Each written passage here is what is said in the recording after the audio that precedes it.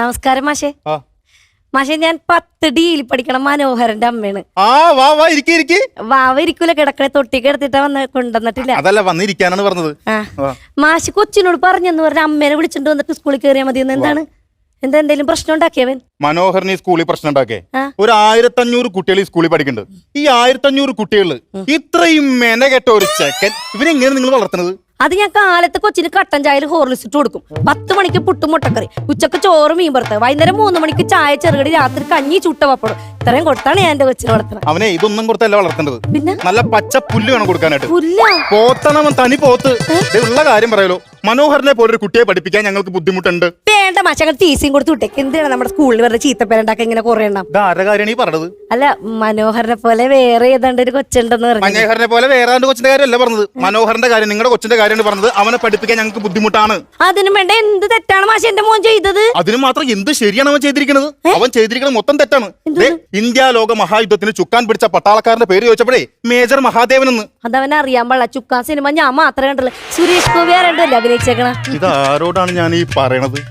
സ്കൂളിന്റെ പടി പോലും കാണാത്ത അമ്മമാരാണ് മക്കൾക്കുള്ളത്. ഞാനും സ്കൂളിലൊക്കെ പോയിട്ടുണ്ട് മാഷെ. ഞാനും കിറു വരെ ഞാനും പഠിച്ചിട്ടുണ്ട്. ഒരുപാട് പഠിച്ചെനിക്ക് മനസ്സിലായിട്ടാ. എന്നാലും മാഷെ എന്തിന്റെ പേരിലാണ് മാഷി ക്ലാസ്സിന് പുറത്താക്കിയെന്നൊന്ന് പറയും. മനോഹരൻ ക്ലാസ്സിലിരുന്ന് ചുമച്ചു. എന്റെ ദൈവം തമ്പുരാനെ, എന്റെ മകനൊരു ചുമച്ചതിനാണ് ഈ ക്ലാസ്സിൽ നിന്ന് ഇറക്കി വിട്ടത്. അങ്ങനെ ചുമ്മാ ഒരു ചുമച്ച ഞാൻ പുറത്തുവിടില്ല.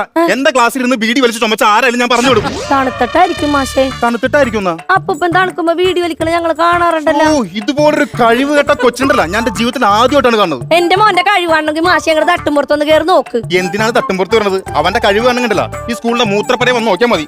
ഈ മൂത്രപ്പരയുടെ ചുമരുമുണ്ടല്ല, എന്തോരം പെമ്പിള്ളേരുടെ ഫോട്ടോ ഞാൻ വരച്ചിരിക്കുന്നത്. ഒരുപാട് പെമ്പിള്ളേരുടെ നമ്പറുണ്ട്. ഈ നമ്പർ ഉണ്ടെന്ന് എന്താ കാര്യം? എന്താണ് ഏതെല്ലാം നമ്പർ വിളിച്ചാൽ കിട്ടണ്ടേ? അല്ല മാഷെ, ഞാൻ കൊച്ചിനോട് വീട്ടിൽ ചെല്ലുമ്പോ പറയാ, വിളിച്ചാൽ കിട്ടുന്ന നമ്പർ എഴുതിയൊക്കെ ഇന്ന് തന്നെ ഉറപ്പായിട്ടും പറയാം. അങ്ങനെ പറയണം. അങ്ങനെ പറയരുതെന്ന്. ഞാൻ എത്ര വട്ടം നിങ്ങളുടെ ഫോണിൽ വിളിച്ചു, നിങ്ങൾ എന്താ ഫോൺ എടുക്കാണ്ടിരുന്നത്? അത് പിന്നെ ചേട്ടൻ കൂടെ ഉള്ളപ്പോ എനിക്ക് ഫോൺ എടുക്കാൻ പറ്റും. ഞാൻ തിരിച്ചു വിളിച്ചിട്ട് മാഷ് ഫോൺ എടുത്തില്ല. ഞാൻ ഫോൺ നോക്കില്ല, ഉച്ച അയച്ചിട്ടുണ്ട് വാട്സപ്പ്. അയ്യാ, അതല്ല നിങ്ങളോട് ശൃംഖരിക്കാനല്ല ഞാൻ പറഞ്ഞത്. നിങ്ങളുടെ മോൻ മനോഹരൻ ഈ സ്കൂളിൽ എന്തുമാത്രം പ്രശ്നങ്ങൾ ഉണ്ടാക്കണം അറിയാമോ? അതിനുവേണ്ടി ഒരു മീറ്റിംഗിനെ വിളിച്ചത്. നിങ്ങൾ എന്തുകൊണ്ട് മീറ്റിംഗിന് വന്നില്ല? അങ്ങനെയാണെങ്കിൽ അവൻ കുടുംബത്തിൽ കിടന്ന് എന്തൊക്കെ പ്രശ്നം ഉണ്ടാക്കണ്ടേ? ഞാൻ മാഷിനെ വല്ല മീറ്റിംഗിന് വിളിക്കലുണ്ടാ? ഇതൊക്കെ പിള്ളേരാവുമ്പോ പ്രശ്നങ്ങൾ ഇതൊക്കെ ഉണ്ടാക്കി ഇതൊക്കെ ഒരു തഞ്ചത്തിലും മയത്തിലും പറഞ്ഞ് മനസ്സിലാക്കണം. അങ്ങനെയാണ് മാഷന്മാര്. എന്നാ പോട്ടെ, കഴിഞ്ഞ മാസം ഒരു ഡിഒ കാണാൻ വേണ്ടി വന്ന് നിങ്ങളുടെ കൊച്ചു വന്നില്ല. മാഷിന്റെ കൂട്ടുകാർ കാണാൻ വേണ്ടി എന്റെ മകൻ എന്തിനാണ് സ്കൂളിലോട്ട് വന്നത്? ഡിയോ എന്റെ കൂട്ടുകാരനാ. പിന്നെ മാമൻ വല്ലോണോ? ഞാൻ വേറൊരു കാര്യം പറയാം. എന്റെ മകനെ കുറിച്ച് ജാതകം എഴുതിയപ്പോ തന്നെ കാണിയാൻ പറഞ്ഞേക്കണത് തന്ത്രി. ഇന്നല്ലെങ്കിൽ നാളെ നമ്മുടെ നാടിന്റെ ഭരണചക്രം തിരിക്കണവനായിരിക്കും. അറിയോ? ഭരണചക്രം തിരിക്കുന്നല്ലേ പറഞ്ഞത്? അല്ലാണ്ട് എന്റെ സ്കൂട്ടറിന്റെ ചക്രം ഊരി കൊണ്ടോന്ന് പറഞ്ഞില്ല. 10 ചക്രം അവൻ ഊരി കൊണ്ടുപോയെന്ന് അറിയാമോ? അത് ബീഡി വലിക്കാൻ കാശില്ല എന്നിട്ടായിരിക്കും. പക്ഷേ നിങ്ങളുടെ മോന് ബീഡി വലിക്കാനായിട്ട് എന്റെ ചക്രാണ് കൊണ്ടുപോകുന്നത്. ഞാൻ ഈ സ്കൂളിലെ ഹെഡ് മാസ്റ്റർ ആണ്.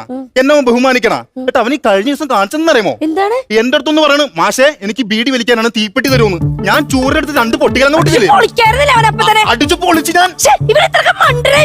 പ്രാന്തനാണ് അവൻ, പ്രാന്തൻ.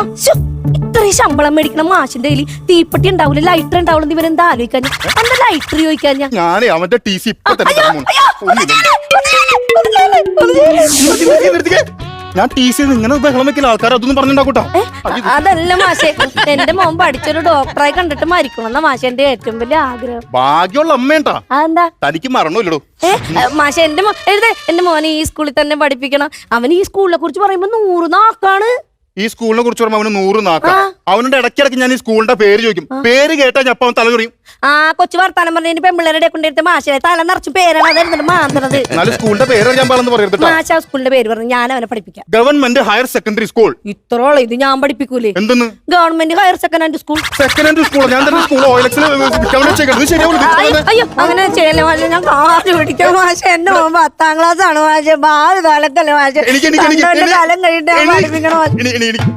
എനിക്കുണ്ടല്ലോ ഈ പെണ്ണുങ്ങളുടെ കരച്ചിൽ കണ്ട ഞപ്പന്റെ മനസ്സറിയും. ഇത്തവണത്തേക്ക് ഞാനൊന്ന് മാപ്പ് കൊടുക്കാം. TC ഒന്നും കൊടുത്തു പറഞ്ഞില്ല. പക്ഷെ അവനോട് പറഞ്ഞു ബീഡി വലിക്കരുതെന്ന്. ഞാൻ പറയാം പക്ഷെ അത് കൊച്ചിനെ എല്ലാരും തല്ലിയ ശകാരിക്കൊക്കെ ചെയ്യുമ്പോഴേ ടെൻഷന്റെ പുറത്ത് കൊച്ചു ബീഡി വലിച്ചു പോണതാണ്. ടെൻഷന്റെ പുറത്താണോ? അങ്ങനെ ഇനി തല്ലൊന്നുമില്ല, ഒന്നും വഴക്കും പറഞ്ഞില്ല. പക്ഷെ ബീഡി വലിക്കരുതെന്ന് പറഞ്ഞു. പറയാം അവനോട് പോയി ക്ലാസ്സിൽ കയറാൻ പറ. എന്റെ ദൈവമേ, ഇങ്ങനെയുള്ള ഓരോരുത്തർ വന്നു. മാഷിന്റെ കയ്യിൽ ഒരു സിഗരറ്റ് എടുക്കാനുണ്ടാവും. സിഗരറ്റാ? അത് മാഷവനെ ക്ലാസ്സിൽ കയറ്റി ഞാൻ ചെന്ന് പറയുമ്പോ അവന് ഭയങ്കര സന്തോഷം. അത് എന്റെ മോനെ അപ്പൊ ഒരു സിഗരറ്റ് വലിക്കണം.